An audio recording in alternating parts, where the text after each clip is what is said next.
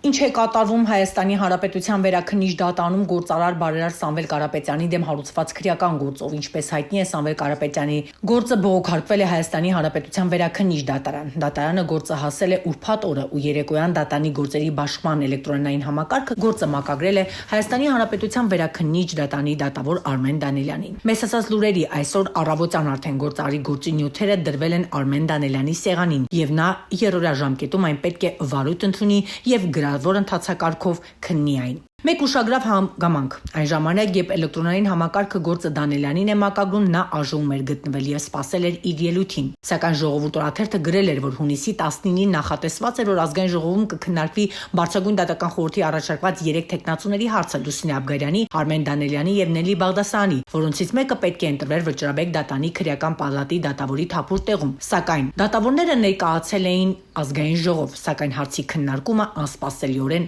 հետաձգվեց։ Չի բացառվում, որ հետաձգումը գին ունի եւ պատական չի արվել։ Բարձրագույն դատական խորհրդի դատավոր անդամ Արմեն Դանիելյանը ցանկանում է Հայաստանի Հանրապետության վերաքննիչ դատանից տեղափոխվել Վճռաբեկ դատարան ու չի բացառվում, որ նա վերջին անգամ կատարի քաղաքական իշխանության ցանկությունը եւ որոշի կալանքի տակ թողել գործարար Սամվել Կարապետյանին ու այս կերպ ցույց տա իր հավատարմությունը եւ որպես փոխհատուցում ԿՊ-ն քվեարկի նրա օգտին եւ ապահովի առաջխաղացումը։ Մենք կհետևենք իրադարձությունների զարգացմանը։